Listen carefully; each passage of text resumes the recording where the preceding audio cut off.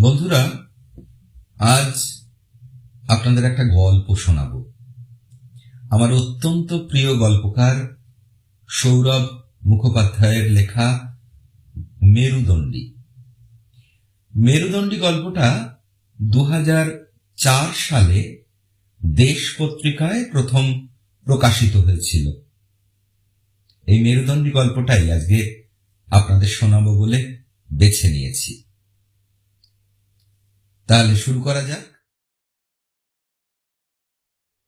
পলকা বাঁখারির frame, তার উপর কালো পলিথিনের শিট। রোদে জলে তারও অবস্থা করুণ। মোটা বেতের লাঠির একটা ঘা পড়তেই মাঝ বরাবর ফর্দা ফাঁই হয়ে যায়। পরের ঘায়ে পুরো চালাটাই দুমড়ে মুছড়ে পাশের চালাটা আবার টালির। এসআই পশুপতি তরফদারের মুখের রেখাগুলো কঠিন হয়। শালারা টালি পর্যন্ত জোগাড় করে ফেলেছে। দুজন কনস্টেবলকে বলেন, ভাঙ, সবকটা ভেঙে গুঁড়ো করে দে। লাঠিগুলো ওঠে নামে, টুকরো টুকরো হতে থাকে টালি। মড়মড় শব্দে ধূলিসাৎ হয়ে যায় ঘুণ ধরা বাঁশের কাঠামো। মাটিতে আঁচল লুটুচ্ছে বেআব্রু ইজ্জতকে কোন রকমের সামাল দিতে দিতে হা হা করে ছুটে এলো রুখু চুলের একটা মেয়ে মানুষ। ও বাবু, ও দারোগা বাবু, টালিগুলো ভেঙনি গো, ছেড়ে দাও, খুলে নেবো গো আমরা, ও বাবু পায়ে পড়ি। হ্যাট মাগি। ব্যাটনটা তুলে পথ আটকালেন পশুপতি। আবার গেড়ে বসার ধান্দা, হারামের ঝাড় সব। বিহারি কনস্টেবলরা বাংলা ভালোই বোঝে, তবু ভেতরে কোনো আগুনে রাগ ফুঁসে উঠলে মাঝে মধ্যেই হিন্দি বেরোয় তরফদারের মুখে। চিৎকার করে বলে উঠলেন, সব তোর তো কুছ ভি পচনে না পায়। হত ছাড়া এনক্রোচার সব, রক্ত বীজের জাত, কিছুতেই উপরে সাফ করা যায় না। 2 মাস 3 মাস অন্তর উচ্ছেদ অভিযান চালিয়েও যে কে সেই। পুলিশের দল পিছন ফিরতে না ফিরতেই আবার খুঁটি গাড়া হয়ে যাবে, আবার ফিরে আসবে ছাটাই, তেরপল, প্লাস্টিক। রাতারাতি ভাঙা সংসার জুড়ে ফেলার জাদু মন্ত্র জানে ওরা। মাঝে মাঝে আক্রোশের সঙ্গে সঙ্গে বিস্ময়ও জাগে পশুপতি তরফদারের মনে। কিছুতেই যেন টলে না ওরা, কোনো বিপর্যয়েই যেন ভ্রুক্ষেপ নেই। আগের দিন মাইকে করে ঘোষণা করে যাওয়া হলো, উঠে যাও সবাই, এত ঘন্টা সময়। কে কার কথা শোনে? তল্পিতল্পা গুটানোর লক্ষণ তো নেই, খুব একটা দুশ্চিন্তার রেখাও ফোটে না কারোর মুখে। দিব্যি হেসে খেলে বেড়ায় হতভাগারা। শুধু পুলিশ যেদিন আসবে সেদিন খুব ভোর ভোর উঠে পড়ে, বাসন কোসন পোটলা পুটলি সব বের করে, কুঁচো কাঁচাদের ট্যাঁকে ঝোলায়, আর সামান্য দূরে সরে যায় খালি। খোলা আকাশের নিচে 1-2 দিনের মেকশিফট সংসার। উনুন ধরানো থেকে শুরু করে বউ ঠেঙানো নৈমিত্তিক কাজের কোনো ব্যাঘাত নেই। পুলিশরা ওদের ঘর ভাঙে, ওরা নির্বিকার ভঙ্গিতে দেখে। জানে ওরা এসব ভাঙাভাঙি একরকম ছেলে খেলার মতো। যারা ভাঙতে এসেছে তারাও জানে। তাই বেশিরভাগ ক্ষেত্রেই ভাঙচুরটা হয় নিতান্ত দায় সারা গোছের। পুলিশ পুঙ্গবরা সরে পড়ার সঙ্গে সঙ্গেই নতুন উদ্যমে ফিরে আসে সদ্য বাস্তুহারার দল। ধ্বংসস্তূপ থেকে আবার বসতি গড়ে ওঠে। আবার পরের ঘোষণা কবে হয় সেই অপেক্ষা। প্রত্যেকবার এই গাল ভরা উচ্ছেদ অভিযানের শেষে ফেরার সময় একটা ব্যর্থ পরাজয়ের জ্বালা টের পান এসআই পশুপতি। এত হাঁকডাক, এত শক্তিক্ষয় করেও আধ ভিখিরি ছোট লোকগুলোকে সামান্য বিচলিত করা যায় না। চোখের সামনে গুঁড়িয়ে যাচ্ছে ঘরদোর, ওই ঘরেই কাল পর্যন্ত তারা খেয়েছে, ঘুমিয়েছে, শরীর ঘেঁটেছে, সেই ঘর ধুলোয় মিশে গেলেও ওদের বিকার নেই। ওরা কি অনুভূতিহীন? বুকের কোথাও সামান্য একটু টানও পড়ে না? শালারা ঢোঁড়া সাপেরও অধম। আপন মনে গালাগাল দেন তরফদার। বজ্জাতগুলোর নির্লিপ্ত কাপুরুষতা দেখলে তার মাথায় রক্ত চড়ে যায়। যেন পাথরে তৈরি বুক। কামান দেগেও চিড় খাওয়ানো যায় না। ড্যাম রাস্কেলের জাত সব। যখনই উচ্ছেদ অভিযানে ডিউটি পড়ে, তরফদার এই চিনচিনে রাগটা নিয়ে কাজে নামেন। দরকারের চেয়ে একটু বেশি নিষ্ঠুর দেখায় তাকে। বাড়াবাড়ির দরকার পড়ার কথা নয়, তুলে দেওয়া নিয়ে কথা, সেইটুকুই ডিউটি।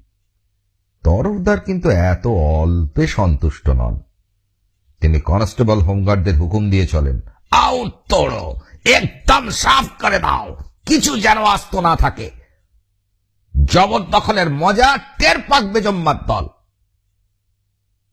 পাথর চিড় না খাক, একটু তাতুক অন্তত।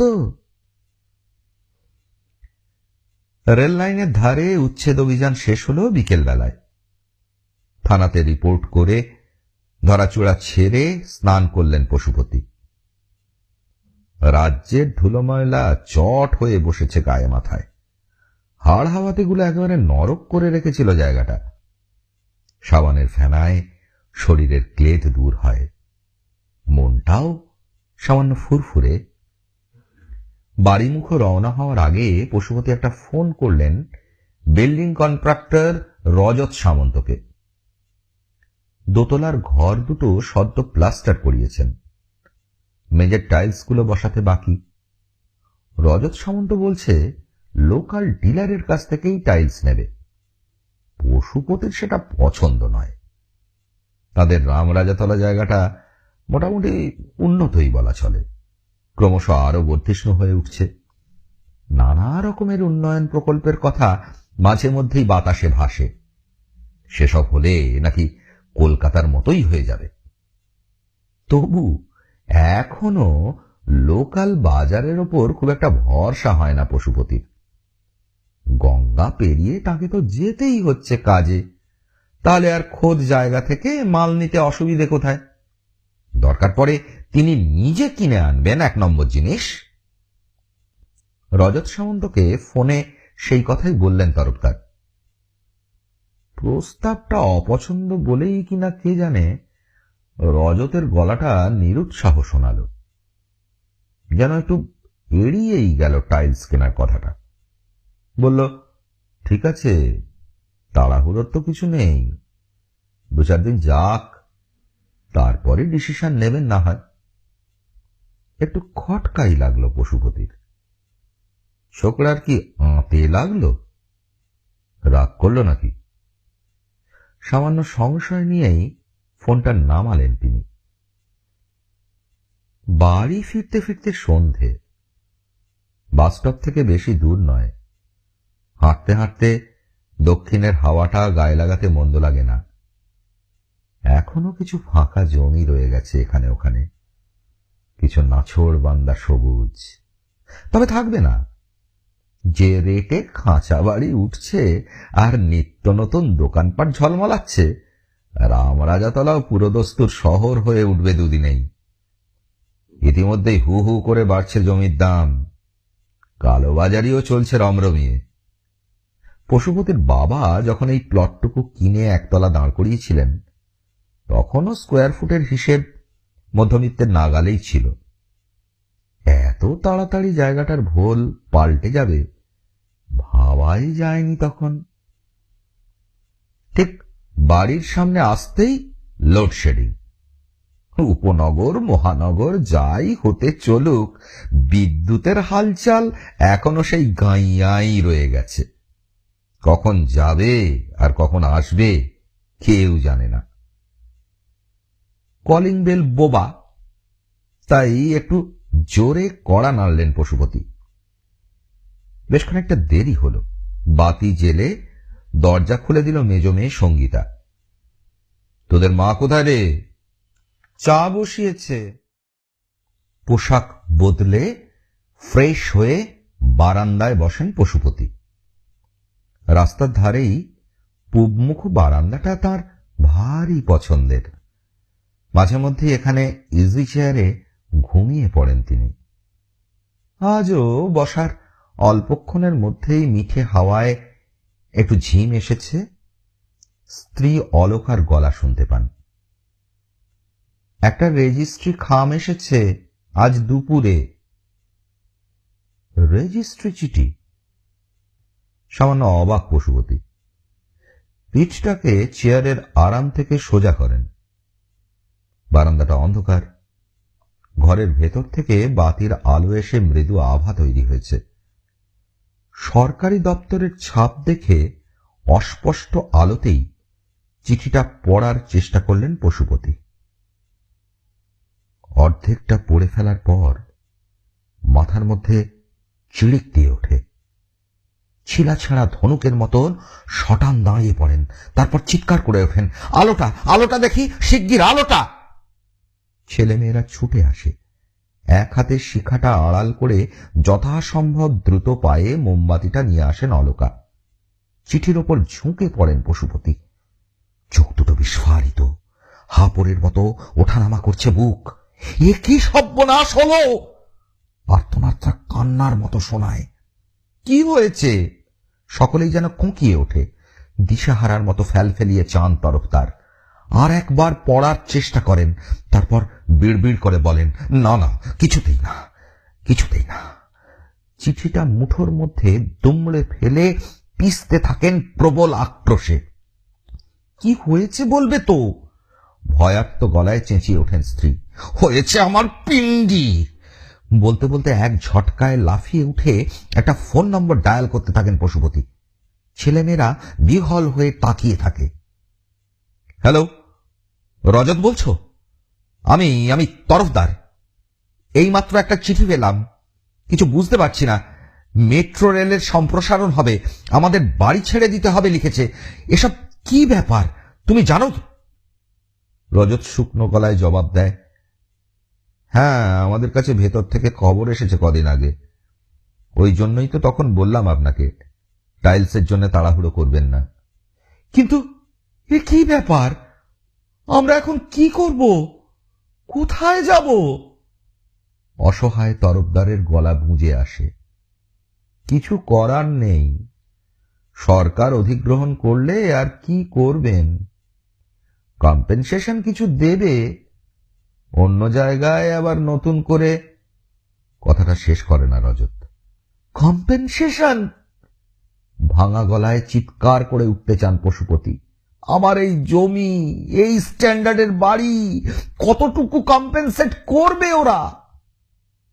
খুবই কম দাদা। সামান্য দুঃখিতই মনে হয় রজতকে। জানেন তো, সরকারের ব্যাপার। শুধু কি আপনার, ওই এলাকায় অনেক বাড়ি ভাঙা পড়বে। কত কম্পেনসেট আর করবে? সামান্য নমিনাল কিছু। সেবার মন্দির তলায় দেখলেন না, সেকেন্ড ব্রিজ হওয়ার সময় কত বড় বড় বিল্ডিং ডেমলিশড হয়ে গেল। রজতের শেষ দিকের কথাগুলো আর শুনছিলেন না। হতাশায় ফোনটা প্রায় আছড়েই নামালেন পশুপতি। স্ত্রী ছেলে মেয়ের দিকে তাকালেন। বিমূঢ় প্রস্তরবৎ দাঁড়িয়ে থাকা মূর্তিগুলো নিষ্পলক চেয়ে রয়েছে তাঁর দিকে। কিছু একটা বলতে যান পশুপতি, এমন সময় আলো এসে যায়।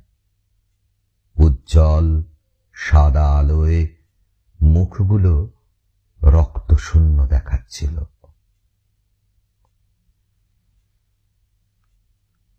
ডান হাতের অনামিকায় বড় একটা পাথর বসানো আংটি। গ্রিল চোয়ানো রোদ্দুরের একটা ফালি পাথরটাকে ছুঁয়ে যাচ্ছে যতবার। ঘরের প্যারিস মসৃণ সিলিংয়ে সৌরজগৎ প্যাটার্নের প্রতিফলন। অবশেষে বাঁ হাত দিয়ে আংটিটাকে ঘোরাতে ঘোরাতে কাউন্সিলর তপেশ চক্রবর্তী মাথা নাড়লেন দুবার। ঠোঁট দুটো সামান্য উল্টে রয়েছে, মুখটা গম্ভীর। সামনে বসে থাকা জনাদশ-12 মানুষের মুখে আরো একটু হতাশার কালি গাঢ়তর হয়। মুখপাত্র হিসেবে যিনি কাজ চালাচ্ছেন পেশায় শিক্ষক, কথাবার্তা ভালো বলতে পারেন বলে এই ভূমিকায়, তাঁকেও বাক্যহারা দেখালো। অবশেষে যে কথাটা বললেন সেটারও দরকার ছিল না, কারণ সেটাই শুরু থেকে শেষ পর্যন্ত শুনে আসছেন সবাই। তাহলে কোনো রাস্তাই নেই বলছেন? কাউন্সিলর আবার মাথা নাড়েন, তারপর ঘড়ির দিকে তাকান। উঠে পড়ার স্পষ্ট ইঙ্গিত। মানুষগুলোর মধ্যে একটু ক্ষোভ চারিয়ে যায়। এদেরই একজন ডাক্তার সামান্য উষ্ণ গলায় বলে ওঠেন, কিছু তো একটা ওয়ে আউট বলবেন। বিপদে যদি পাশে না দাঁড়াবেন তাহলে ভোট চাইতে যান কেন? জননেতা এবার বাস্তবিকই নেতার মতো তাকান, ঠান্ডা চাউনি, কাটা কাটা উচ্চারণে বলেন, হোয়াট ডু ইউ থিঙ্ক? আমার কাছেই বিশ্বজগতের সব সলিউশন বাঁধা আছে? কোন লেভেলে যোগাযোগ করতে হবে সেটুকুও তো জানেন না আপনারা। একটু পেছনে বসেছিলেন পশুপতি তরফদার। নিষ্ফল চাপানুতরে পুলিশি রাগ ধিক ধিক করে বাড়ছিল। শেষ পর্যন্ত উঠে দাঁড়িয়ে উত্তেজিতভাবে বলে ফেললেন, কেন? আপনারা তো কথায় কথায় আন্দোলন করেন, পারছেন না একটা মুভমেন্ট তৈরি করতে? এতগুলো ফ্যামিলি এক কথায় হোমলেস হয়ে পড়বে। সাধারণ পরিস্থিতিতে জনপ্রতিনিধির সঙ্গে এই উঁচু আওয়াজে কথা বলতে পারতেন না কেউই, কিন্তু আজ দেওয়ালে পিঠ। অধিগ্রহণের চিঠি একে একে এসে পৌঁছেছে। অনেকগুলো পরিবারের সামনেই এখন বিষ বাঁও জল।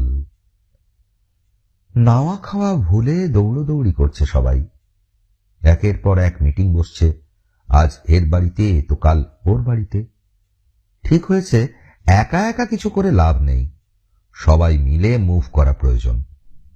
বড়ো অফিসে আর মিউনিসিপ্যালিটিতে জয়েন্ট পিটিশন গেছে।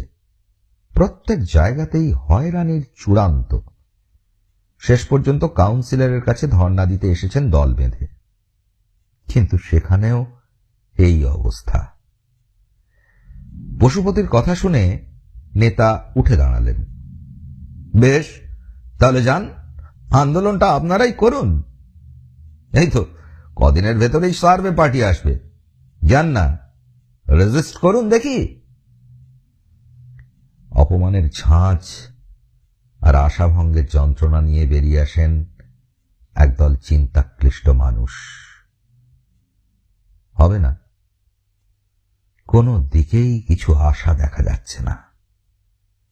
ব্যক্তিগত পর্যায়ে যার যতদূর দৌড় আছে আপ্রাণ চেষ্টা করেছেন সবাই। কেউ বলেছিল পার্টির ওপরের লেভেলে যোগাযোগ করতে, সেদিকেও চেষ্টার কুসুর হয়নি। কার মামাতো ভাই জেলা কমিটির মেম্বার, কার শালা মন্ত্রীর পিএ, সমস্ত লবিতেই কড়া নেড়ে দেখা গেছে, সব ব্যর্থ। অচল জগদ্দলের মতো মেট্রো সম্প্রসারণ প্রজেক্ট এক চুল নড়ানো যায়নি। সত্যি একদিন সার্ভে পার্টি চলে এলো, সঙ্গে ঢাউস ঢাউস ম্যাপ, গজফিতে, দড়িদড়া, আরো কত কি। কাউন্সিলরের কথাটা মনে ছিল। দল বেঁধে গিয়ে দাঁড়ালেন সবাই। মৃদু তর্কাতর্কি থেকে তীব্র বিবাদ, কিন্তু রেজিস্ট করবেন সে ক্ষমতা কোথায়? জরিপের লোকজন কড়া ভাষায় জানিয়ে দিচ্ছে তাদের ডিউটিতে বাধা দিলে ফল ভালো হবে না, পরে উইথ ফোর্স তারা আবার আসবে। উত্তেজনার চড়া সুর ক্রমশ ঢিলে হয়ে আসে, মাথা নিচু করে ফিরে আসতে হয়। দু একজন আবার জরিপওয়ালাদের কাছেই কিছু সমাধান সূত্রের খোঁজ করেন। জরিপ পার্টি প্রায় সর্বত্রই এই পরিস্থিতির মোকাবিলা করে থাকে। তারা নিরাসক্ত ভঙ্গিতে হাইকোর্ট দেখিয়ে দেয়। অবশ্য হাইকোর্টের রাস্তাও শেষ পর্যন্ত কানাগলি মনে হয় উকিলের পরামর্শ শুনে। মামলা করলেও কিছু হবে না, বড়জোর সামান্য কিছু সময় পিছোতে পারে। এরা প্রশ্ন করেন অনেকটা অবুঝ বাচ্চার ঢঙে, আমাদেরই তো জমি, আমাদেরই তো বাড়ি, বললেই ছেড়ে দেব কেন আমরা? প্রাজ্ঞ হাসি হেসে আইনজীবী বুঝিয়ে দেন, আমার জমি এই ধারণাটাই ভুল। সব জমি আদতে সরকারের। সরকারি উন্নয়ন প্রকল্প কোনো আপত্তি শুনবে না। নিয়তির পরিহাস ছাড়া আর কি? কদিন আগেও এই সব বাসিন্দাদের গর্বিত আলোচনার বিষয়বস্তু ছিল আসন্ন সব উন্নয়ন প্রকল্প। উন্নয়নের হাঁ এত করাল হতে পারে, এত আগ্রাসী হতে পারে তার কৃন্তক ছেদক দাঁতগুলি, দুঃস্বপ্নেও ভাবেননি কেউ। কিন্তু বসে থাকলে তো চলে না, এখনো বাকি আছে শেষ দরজা। চললেন দল বেঁধে সবাই সদর দপ্তরে। বিরাট ঝাঁ চকচকে অফিস, ততোধিক দুরস্ত সব কেতা কানুন, কাউন্টারের পর কাউন্টার, দরজার পর দরজা, নানা রকম কূট প্রশ্নমালা, চেকিং, আগা পাঁচতলা তল্লাশি। দপ্তরে ঢোকার পর্যায়টুকুতেই সাধারণ প্রবেশার্থীকে নাকালের এক শেষ করে তার মধ্যে ক্ষুদ্রতার তুচ্ছতার বোধ ঠেসে দেওয়ার বৈজ্ঞানিক ব্যবস্থা। পরের ধাপ, এ টেবিল থেকে ও টেবিলে ক্রমাগত ঠক্কর খাওয়ানো। ফাইলে মুখ গোঁজা 10 বার ডাকলে যেন কৃপা করে দৃষ্টি নিক্ষেপ করেন মহামান্য সরকারি কর্মী। তারপর নিতান্ত তাচ্ছিল্যের সঙ্গে সমস্যা এবং সমাধান প্রার্থী উভয়কেই যেন ফুঁয়ে উড়িয়ে দেন। মনুষ্যত্বের মর্যাদাবোধ তলানিতে গিয়ে ঠেকে। অসহায়ভাবে এ প্রান্ত থেকে ও প্রান্ত দৌড়দৌড়ি করেন দিশেহারা মানুষগুলো। শেষ পর্যন্ত বড় কর্তার সন্ধান মেলে। নেহাত দয়াপরবশ হয়েই এক বেয়াড়া নিয়ে যায় ঢাউস দরজাওয়ালা একটা ঘরে। বিশাল ঠান্ডা ঘরটিতে ডেকোলাম টপ টেবিলের ওপারে বসে থাকা অবাঙালি কর্তাটি ভারী অমায়িক। যতক্ষণ কথা বললেন ও শুনলেন, মুখে লেগেছিল মোলায়েম একটি হাসি। খুব মন দিয়েই শুনলেন তাঁদের কথা। তারপর ভাঙা বাংলা ও ইংরেজি মিশিয়ে পর্যাপ্ত বিনয়ের সঙ্গেই জানিয়ে দিলেন তার বক্তব্যটুকু। আসলে এটা একটা সেটেলড গভর্নমেন্ট ম্যাটার। কোনো ইন্ডিভিজুয়াল ইন্টারেস্টে এটাকে বদলানো সম্ভব নয়। যদিও তাদের দুশ্চিন্তা তিনি ভালোই উপলব্ধি করতে পারছেন এবং তার পূর্ণ সহানুভূতি রয়েছে। তিনি আশ্বাস দিলেন, সরকারি কম্পেনসেশন যার যা প্রাপ্য হবে দ্রুত কয়েক কিস্তিতে মিটিয়ে দেবার বন্দোবস্ত হবে। তবে এটা তাদেরও বুঝতে হবে, এই ধরনের কম্পেনসেশন কখনো অরিজিনাল ভ্যালুয়েশনের সমান হয় না।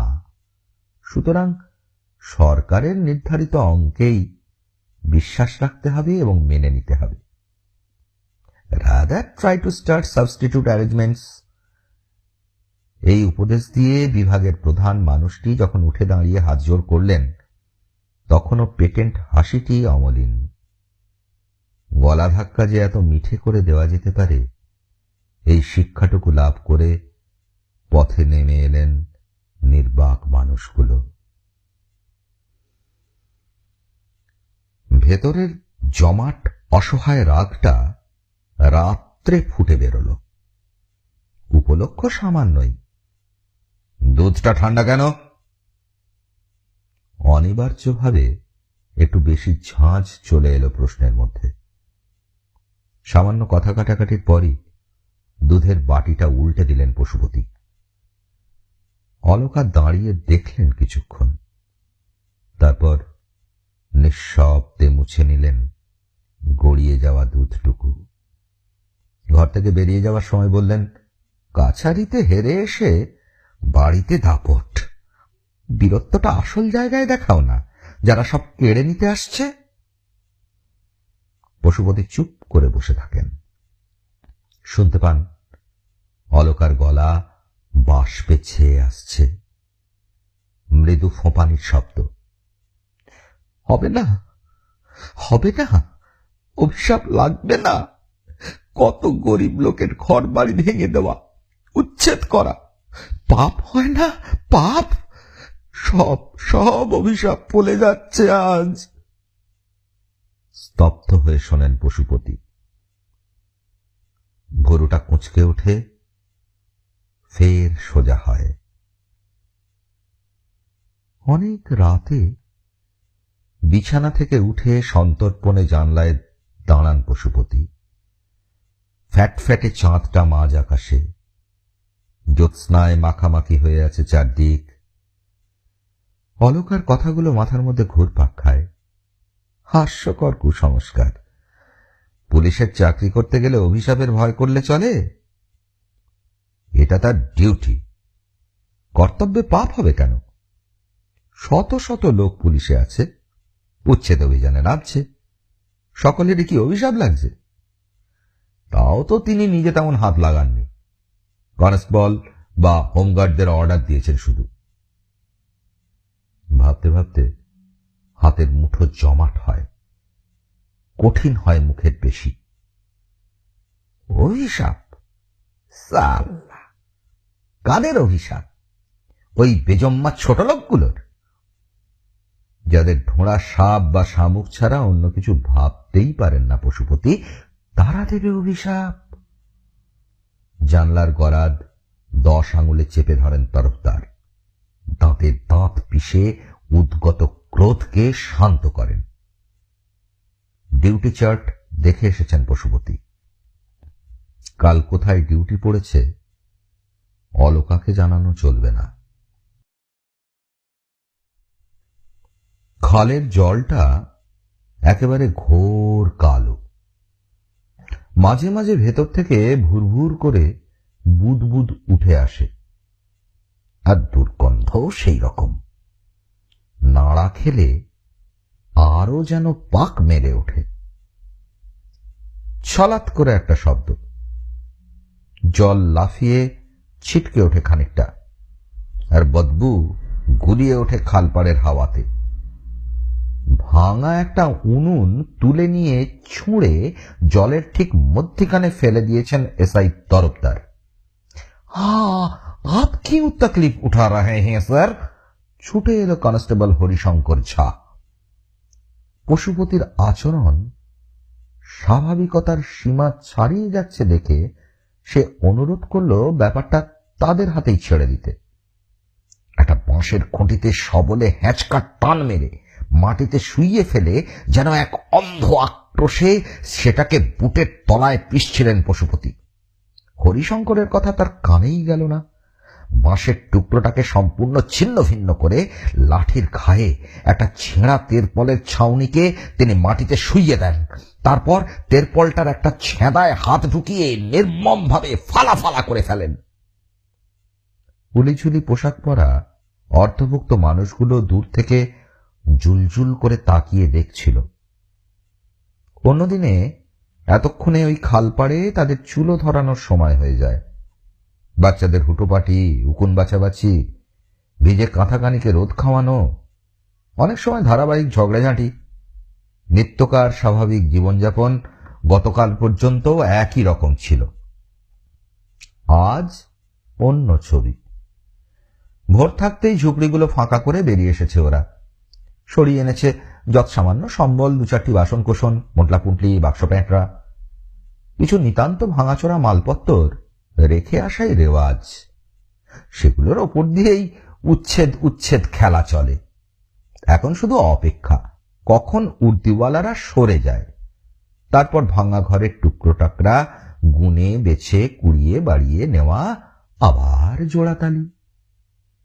তবে এবারের ভাঙচুরটা যেন একটু বেশি রকমই হয়ে গেল মালুম হচ্ছে। অন্যবারে অন্তত বেশ কিছু আস্ত বাঁশবাখারি উদ্ধার করা যায়। ছাউনির প্লাস্টিক তেরপল এতখানি ছেড়ে কুটে ঘন্টা পাকায় না। কেমন যেন অন্য রকম এবারের ব্যাপারটা। বড় বেশি দাপাদাবি করছে লম্বা গোঁফ ওলা ওই একজনই।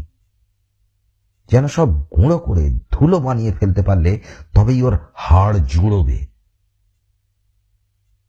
বাস্তবিক আজ কালা পাহাড় ভর করেছে এসআই পশুপতি তরফদারের ওপর। অন্য সব দিনেও উচ্ছেদ অভিযানে তাকে একটু কঠোর দেখায় বটে, কিন্তু আজ যেন একেবারে পৈশাচিক। চোখের দৃষ্টিও স্বাভাবিক নেই আর, যেন ভাঙনের নেশায় উন্মত্ত। ভেঙে চুড়ে ফাটিয়ে গুঁড়িয়ে কিছুতেই আর আশ মিটছে না। আস্ত জিনিসকে টুকরো করছেন, যেটা ইতিমধ্যেই টুকরো হয়েছে সেটাকে একদম গুঁড়ো করে না দিলে শান্তি নেই। কনস্টেবল, হোমগার্ড যাকে হাতের সামনে পাচ্ছেন হুকুম দিচ্ছেন বিলকুল চুটচুর কাটত, একটা আদ্রাও যেন না থাকে সালাদের জন্য। কিন্তু কনস্টেবলদের ওপরে পুরো ভরসা রাখছেন না।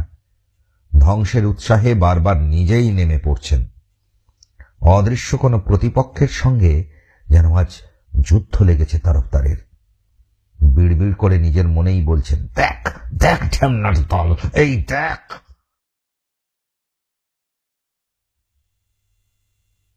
গুঁড়িয়ে ভেঙে তছনছ হয়ে যাচ্ছে ঝুপড়িগুলো।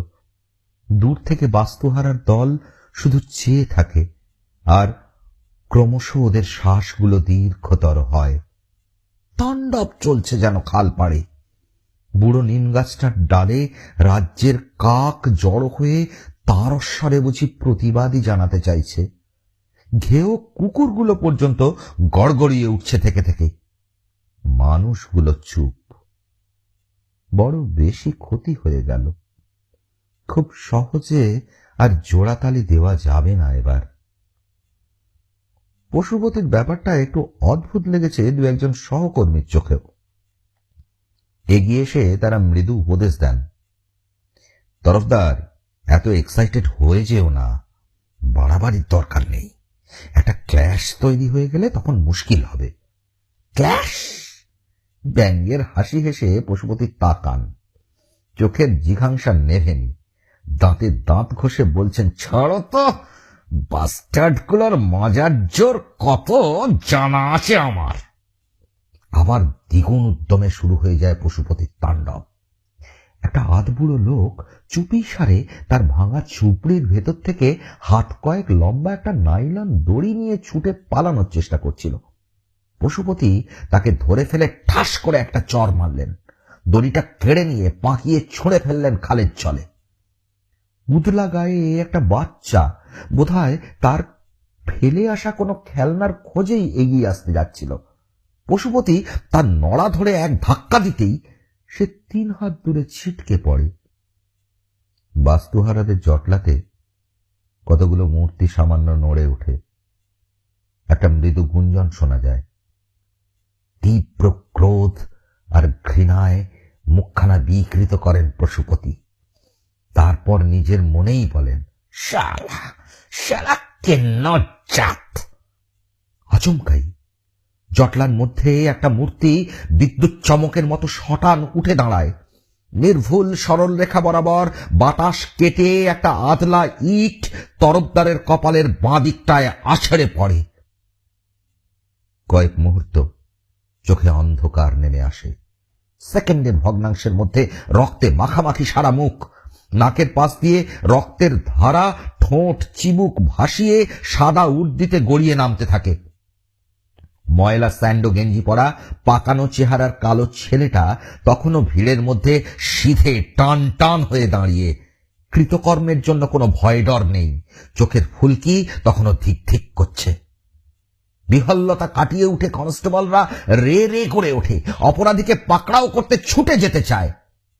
বাঁ হাতে ক্ষত চেপে ধরে ডান হাতের ব্যাটন তুলে তাদের আটকান পশুপতি।